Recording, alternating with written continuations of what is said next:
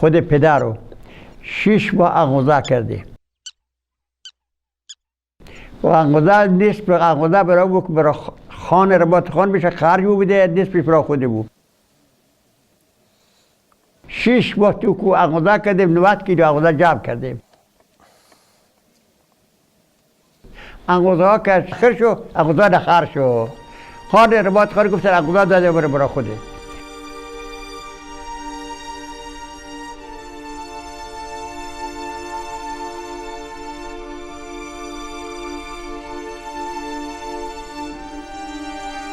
به او پدر رو که انقضا بکردی مادرم از همو دشتغران میبر دولت‌آباد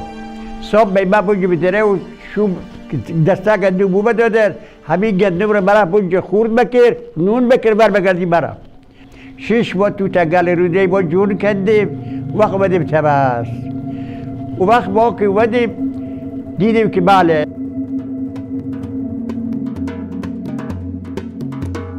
رضا شاه حکم کردن که بله هر چیز زدید بس کلاه کنید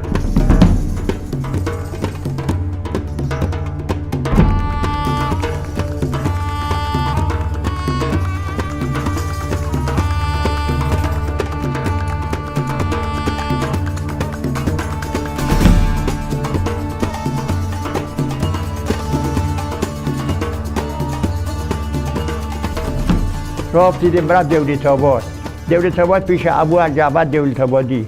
گفتم عمو گفتن بله گفتم این چه وضع گفتن که چه گفتم ما 2 خواهر داریم یه مادره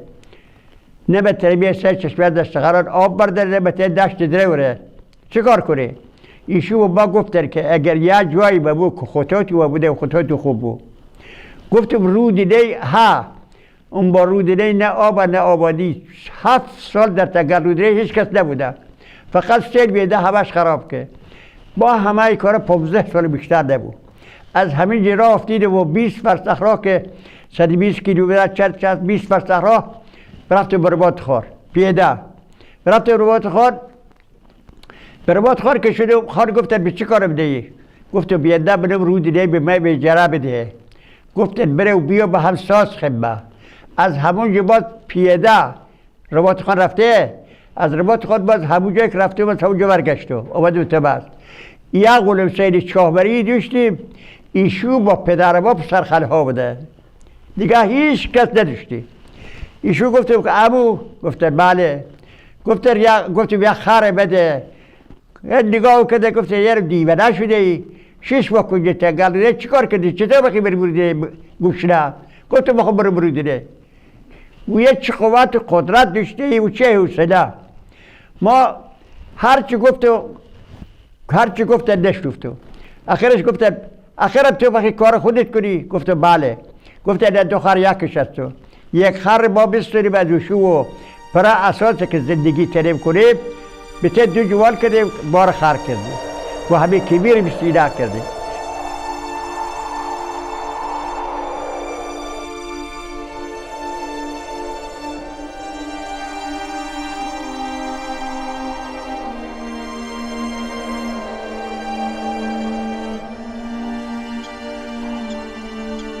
خواهر کوچکو به دل بار خرش داده خر رفت یه تکرو بر زمین خورد دیگه این دل بار خرده شد گفت خر بر زمین بخوره تمره پشتیش کردیم و بر 2 روز سرد با الاغ رفتیم در رو دله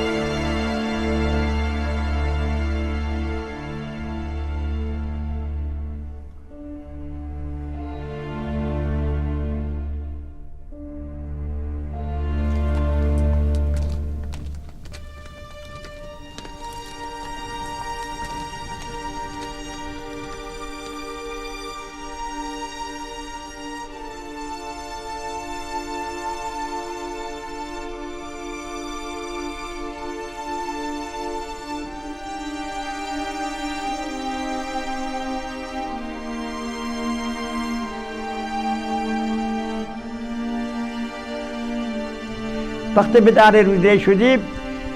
دیدم که حالی که رفتم بونجی و بدم که بیادم دیگه نبودم بیادم بجیه چی دارم بیادم بجیه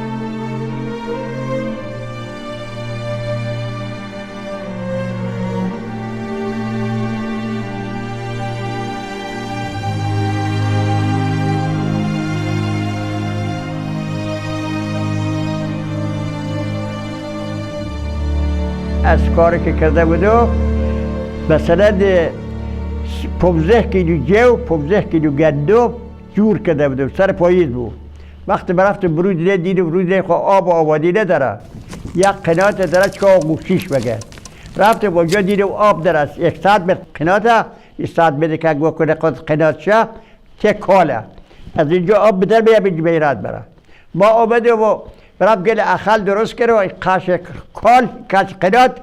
با لاکش که استالخش و جوش و همش بالاخره لاکش کرد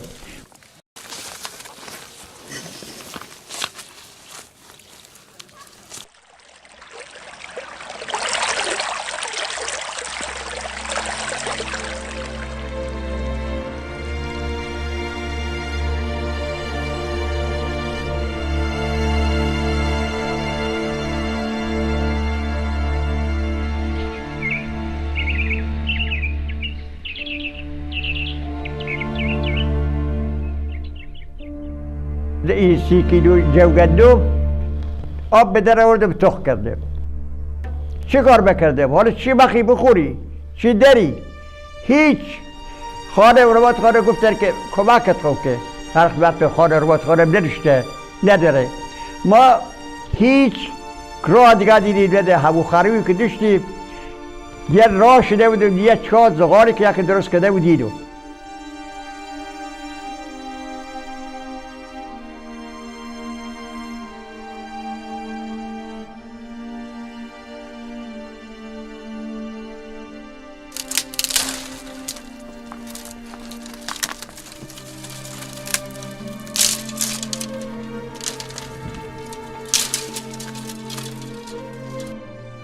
اشکا او زغالی باید درست کرد که 100 متر زغال 2 خر زغال گره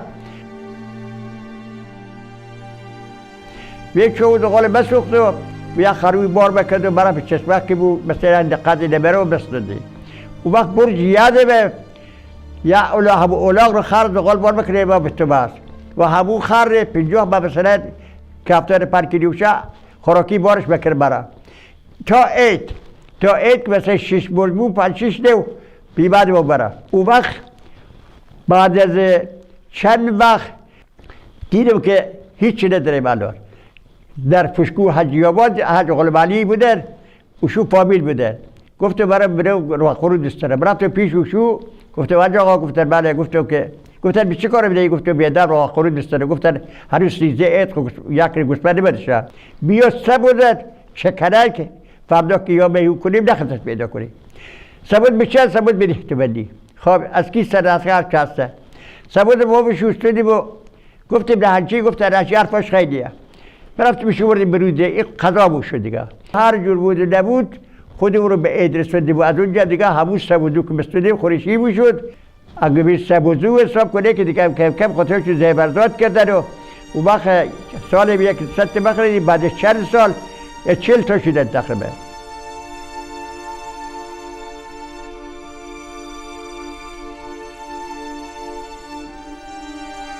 یه 40 تا صاحب بابا خوب صورت تبس داده اون وقت بعدش باز 80 تا که رسیدن اونم رفتیم داده کار نداره هر چاوری خدا ما چه کرایه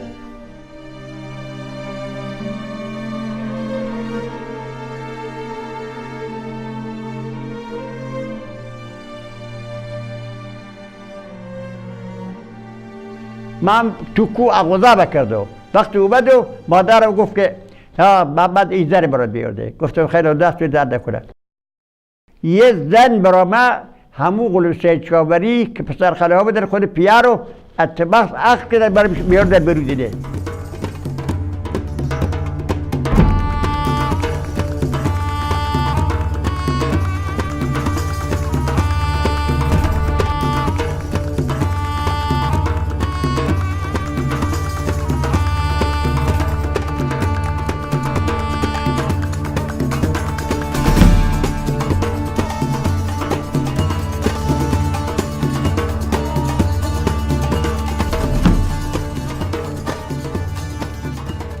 او وقت این خانه من خداش بیاورده. ما گفت محمد، ما گفتم بله. ما گفتن که هر چی داری و نداری برید بیرون، برید و آفتاب خودت بسیار بشی، از تن مشتت بر هم ندی، از این دست که بدی از این دست بستنی و تو فقط خدا رو داری، اگر نه باید چیستی.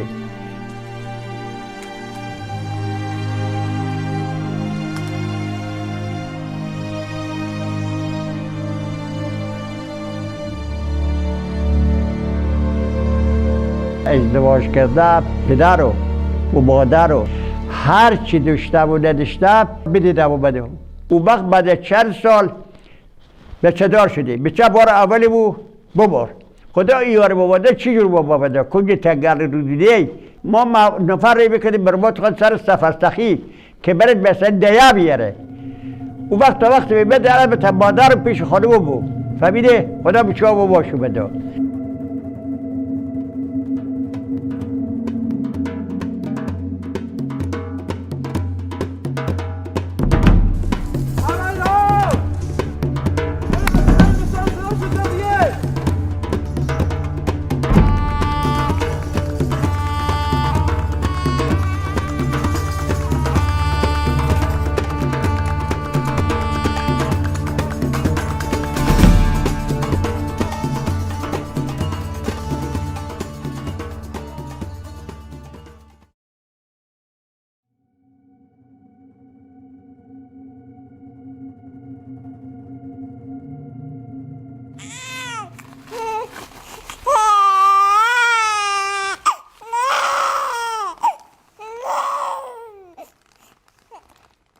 تا فرزند به دنیا آوردن که 4 تا فرزندان بر اثر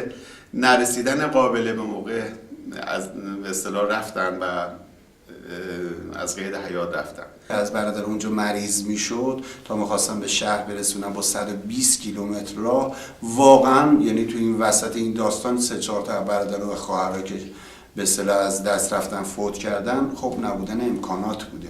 این هستش که ما تو این قضایا باز پدر ما معمولا اون موقع الاغ و اینها خیلی کم بود، یعنی مسافت 120 کیلومتر رو از اونجا می اومده، ارتباطی هم نداشتن، می اومده توی شهر، بعد دوباره برمیگشته با اون امکانات حداقلی که توی شهر بوده تهیه می‌کرده، برمیگشته با خودش می‌آورده. یادم اخوی، یکی از اخوی‌ها، من فکر می‌کنم اخوی حسین بود، حسبه گرفته بود، یعنی واقعا به حالت مردن افتاده بود. مریضی اون زمان به سهال نبودن که هر چیز برزه بشید و نمر دکتر ان هم گیایا بیابو همه سیتا بیابو از همو این چیز مجشینه سیتا مجشینه بو آمده مشیدن. مادرم توی به اصطلاح وضع حمل و به دنیا آوردن بچه ها بسیار سختی کشید. من یادم از زبون مادرم شنیدم میگفتن هنگام وضع حمل تو کشمون تو اون صحرا داشتن کار میکنن، اصلا فرصت پیدا نمیکنن که به اصطلاح برن حتی تو خونه خودشون. همونجا مادرم وضع حمل میکنه و پدرم ناف بچه رو میبرن. مادر من زحمات زیادی رو کشیدم.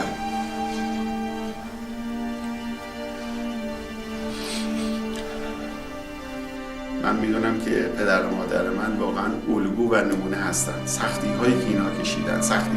کشیدن کم خانمی الان، کم کسی الان میتونه واقعا این سختی ها رو تحمل کنن. مره که اینجور بده لعنت زیاد کشیدن.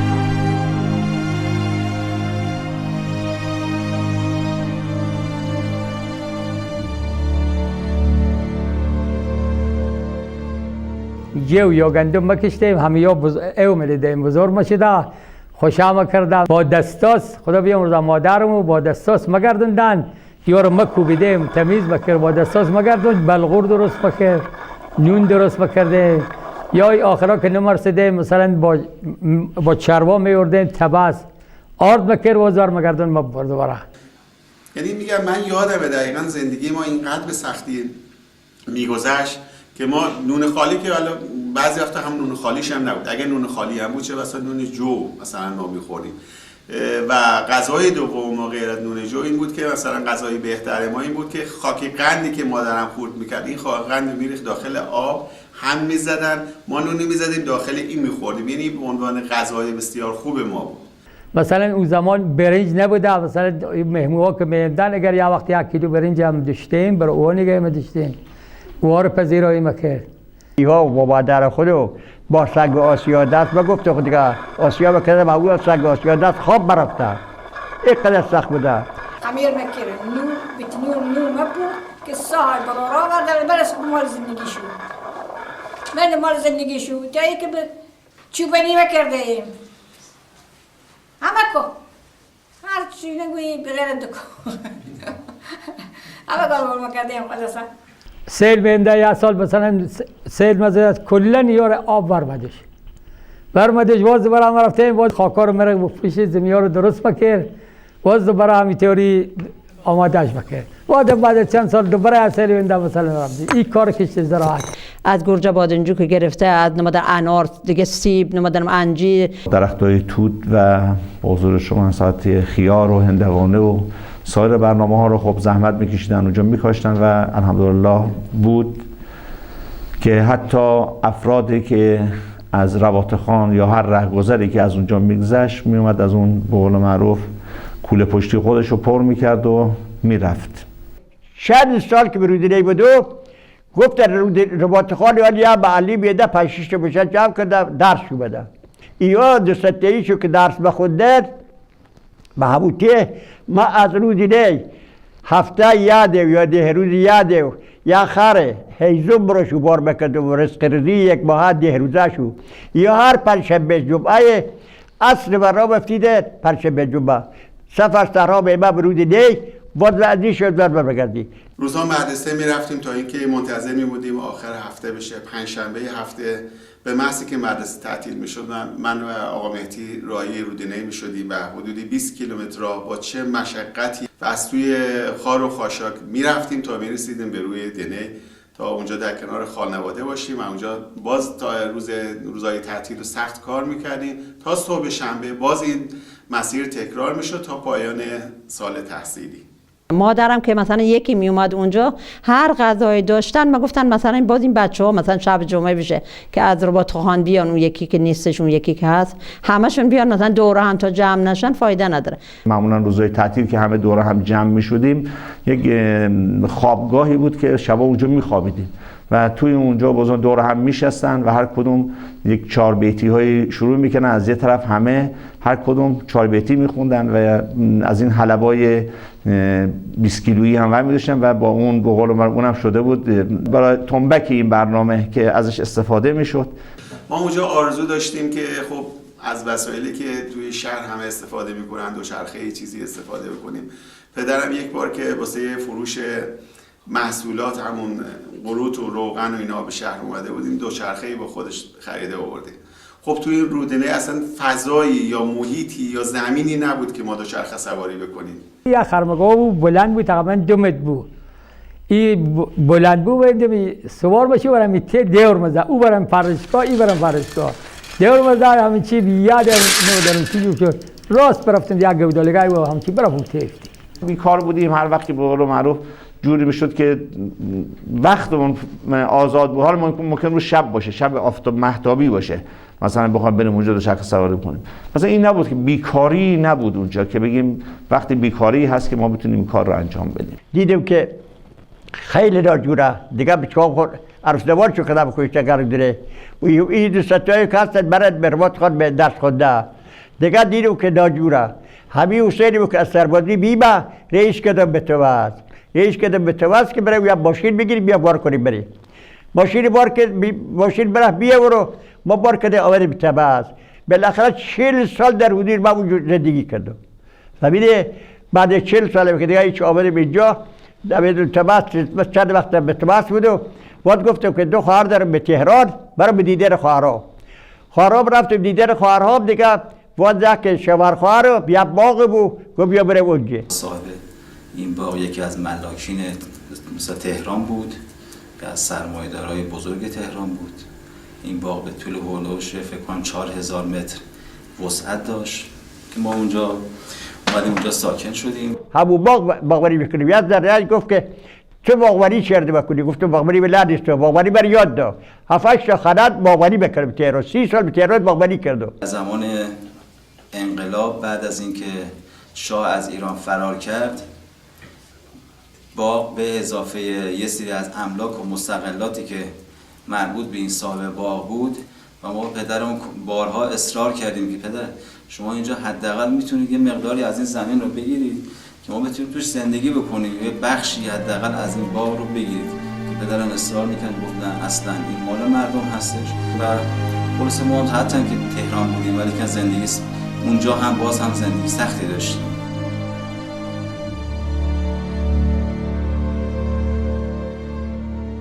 زمان بمبارون هوایی بود که صدام موشک میفرستاد تهران، روزی حداقل چند تا، که ما تصمیم گرفتیم تو اون باغ یه پناهگاهی احداث کردیم. با اتفاق اخوی ها اینا اومدیم اونجا یک قسمت زمین رو کندیم و روش رو با الوارهای چوبی روش پوشوندیم و 2-3 متر رفتیم پایین به وسیله گونی‌های شن و تخته، خلاصه حالت پناهگاه اونجا درست کردیم که زمانی که موشک بارون بود میرفتیم به پناهگاه.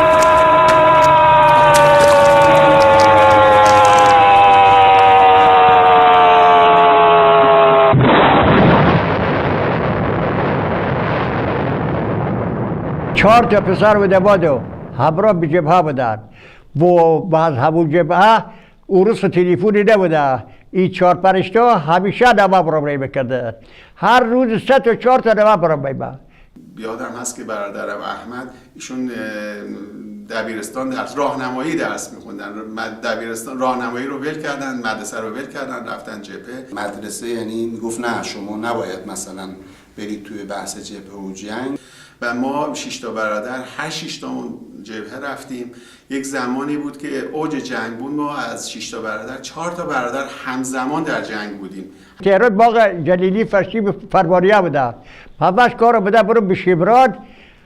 پاکت و تمر بستنو که یا هم 4-5 تا همراه به جبهه و جنگ بوده. نمایشو درک او به ما خود دیگه بیان سوادار خود نشتو، یا که سواد نشت یا که سوادش خوش کنه و پیشو.